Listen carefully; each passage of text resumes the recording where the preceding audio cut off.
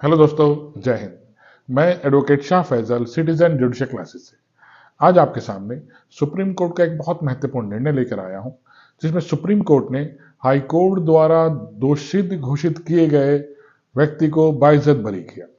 मृत्यु के अपराध में एक व्यक्ति को दोषी किया हाई कोर्ट ने, उसके बाद सुप्रीम कोर्ट ने उसे बाइज्जत बरी किया। ठीक 302 के सेक्शन में, आईपीसी की धारा 302 के सेक्शन में एक व्यक्ति को मृत्युदंड दिया जाता है और सुप्रीम कोर्ट द्वारा उसे किसी कारणवश बाइज्जत बरी किया जाता है। वो क्या कारण मौजूद थे वो आपको बताऊंगा दोस्तों। इससे पहले मैं थोड़ा आपको इतिहास बताता हूं। देखिए, इस किसी भी केस में सबसे इंपॉर्टेंट होती हैं परिस्थितियां, सर्कमस्टेंसेस, सर्कमस्टेंशियल एविडेंसेस किसी भी केस में सबसे इंपॉर्टेंट होते हैं। जब हमारे पास कोई प्रत्यक्ष साक्ष्य मौजूद नहीं होता तो न्यायालय सर्कमस्टेंशियल एविडेंसेस के आधार पर, परिस्थितिजन्य साक्ष्यों के आधार पर डिसीजन देता है। ठीक, लेकिन परिस्थितियां प्रत्यक्ष होनी चाहिए। एक कहावत आपने सुनी होगी, साक्षी झूठ बोल सकता है, परिस्थितियां झूठ नहीं बोलती। ठीक दोस्तों, जस्टिस कबीर की एक कोडिंग है। जस्टिस कबीर ने कहा कि evidence act is a drama. ये एक ड्रामा है जो न्यायालय के सामने हम प्रोड्यूस करते हैं और न्यायालय उसी के आधार पर डिसीजन देते हैं। दोस्तों, आपको परिस्थितियां झूठ नहीं बोलती, परिस्थितियां हमेशा प्रमाण होती हैं, प्रत्यक्ष दृष्टिया प्रमाण होती हैं परिस्थितियां। ठीक दोस्तों, लेकिन सिर्फ परिस्थितियों के आधार पर ही किसी व्यक्ति को दोषित नहीं किया जा सकता। ठीक, परिस्थितियों के आधार पर अगर दोषित करना है किसी व्यक्ति को तो जो सर्कमस्टेंसेस हैं उनमें कड़ियां चूकितु एक दूसरे से मिली हुई होनी चाहिए, तभी व्यक्ति को दोषित घोषित किया जा सकता है, तभी व्यक्ति कन्विक्शन हो सकता है उसका, अदरवाइज वो कन्विक्शन इलीगल होगा। अब परिस्थितियां क्या चीज होती हैं? परिस्थितियां समव्यवहार को बताती हैं, कोरिलेशन को बताती हैं, परिस्थितियां लास्ट सीन थ्योरी को बताती हैं। ठीक दोस्तों, परिस्थितियां पूर्ववर्ती और पश्चातवर्ती पक्षकारों के आचरण के बारे में बताती हैं। ठीक दोस्तों, ये सब क्या है? सर्कमस्टेंशियल एविडेंसेस हैं। जैसे मैं एक एग्जांपल आपको देता हूं, किसी ए नाम के व्यक्ति ने बी नाम के व्यक्ति का मर्डर किया और सी नाम के व्यक्ति ने उसे मारते हुए देखा। ठीक, अब सी नाम का व्यक्ति न्यायालय में आकर गवाही देता है, हाँ सर मेरे सामने ए नाम के व्यक्ति ने बी नाम के व्यक्ति का मर्डर किया। तो यहाँ कोई परिस्थिति नहीं है, प्रत्यक्ष साक्ष्य न्यायालय के पास मौजूद है, विटनेस मौजूद है न्यायालय के सामने, गवाह मौजूद है जो न्यायालय से कह रहा है हाँ सर मैंने देखा। तो न्यायालय को यहाँ परिस्थितियों को जांचने की आवश्यकता नहीं है। परिस्थितियों को जांचने की आवश्यकता कहां होती है? जब न्यायालय के सामने कोई प्रत्यक्ष साक्षी नहीं होता, कोई डायरेक्ट एविडेंस नहीं होता, तब न्यायालय सर्कमस्टेंशियल एविडेंसेस के आधार पर ही डिसीजन देते हैं। ठीक दोस्तों, अभी सर्कमस्टेंशियल एविडेंसेस क्या चीजें? देखिए, ए नाम के व्यक्ति का किसी बी नाम के व्यक्ति ने मर्डर किया। इस मर्डर को करते हुए ए नाम के व्यक्ति को किसी ने नहीं देखा, किसी ने नहीं देखा कि ए बी को मार रहा है। तब न्यायालय को कैसे पता लगे किसी ए ने बी का मर्डर किया है? तो यहां न्यायालय परिस्थितियों से चेक करता है। परिस्थितियां कैसी? बी का मर्डर करके किसे फायदा होगा? बी का एक दिन पहले क्या ए से झगड़ा हुआ था, या क्या बी को मारकर ए को संपत्ति प्राप्त होगी?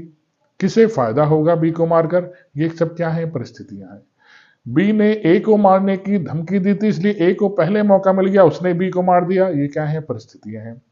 जब न्यायालय के सामने प्रत्यक्ष साक्ष्य नहीं होता तब न्यायालय परिस्थितियों से ही अनुमान लगाता है। इसके समझने के लिए आपके सामने एक बहुत important case, Aarushi Hemraj murder case आपने सुना होगा, मीडिया में बहुत बड़ा ट्रायल इसके ऊपर चला।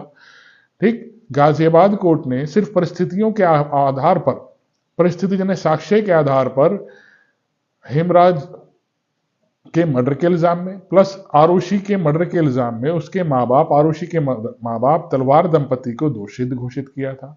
किस आधार पर? कि एक कमरे में 3 व्यक्ति हैं, एक की लाश मिलती है आरुषि की, दोनों माँ बाप जिंदा हैं, तो इन्होंने ही मारा होगा। इस आधार पर गाजियाबाद कोर्ट ने उन्हें पनिश किया, लेकिन दिल्ली हाई कोर्ट द्वारा उन्हें बाइज्जत बरी किया गया दोस्तों। क्यों? क्योंकि इस तरह से सिर्फ परिस्थितियों के आधार पर दोषी नहीं किया जा सकता। ये मैटर सुप्रीम कोर्ट में पेंडिंग चल रहा है। ठीक दोस्तों, सीबीआई सुप्रीम कोर्ट चली गई है। समझ में आया? आज मैं आपको इसी संदर्भ में बताऊंगा। एक परिस्थिति और बात आती है, last scene theory. Last scene theory क्या होती है? अंतिम बार इस पीड़ित जिसको मर्डर किया गया उसके साथ कौन व्यक्ति देखा गया, इसे कहते हैं लास्ट सीन थ्योरी, ये लास्ट सीन टुगेदर। ठीक दोस्तों, जैसे किसी ए नाम के व्यक्ति का मर्डर हुआ, ए नाम के व्यक्ति का जब मर्डर हुआ उसके साथ अंतिम बार कौन व्यक्ति मौजूद था? क्या कैमरे में उसकी वीडियो आ रही है चलने के साथ साथ दोनों की? जैसे एग्जांपल ले लीजिए इसका भी, ए नाम के व्यक्ति को किसी बी नाम के व्यक्ति का मर्डर करना है। ठीक, वो बी नाम के व्यक्ति के घर जाता है रात को और कहता है आओ भाई घूमने चलते हैं। पड़ोसियों ने दोनों को साथ साथ घूमते हुए देखा। वीडियो कैमरे लगे हुए हैं सड़क पर, कैमरे में दोनों साथ साथ घूमते हुए नजर आते हैं। सुबह को बी की लाश मिलती है। ठीक दोस्तों, तो न्यायालय के सामने कोई प्रत्यक्ष साक्षी मौजूद नहीं, किसने बी को मारा, तो यहाँ प्रत्यक्ष साक्षी, कैमरे की रिकॉर्डिंग प्लस पड़ोसियों के साक्षी, दोनों ने अंतिम बार दोनों को साथ घूमते हुए देखा। इसे कहते हैं लास्ट सीन थ्योरी। ठीक दोस्तों, चलिए अब अपने केस पे आता हूं। मेरा जो केस पूरा डिपेंड है Jabir versus state of Uttarakhand 2023 supreme court, ये पूरा लास्ट सीन थ्योरी पर। इस केस में किसी एक्स नाम के व्यक्ति की लाश मिलती है खेत में 10 अक्टूबर 1999 को।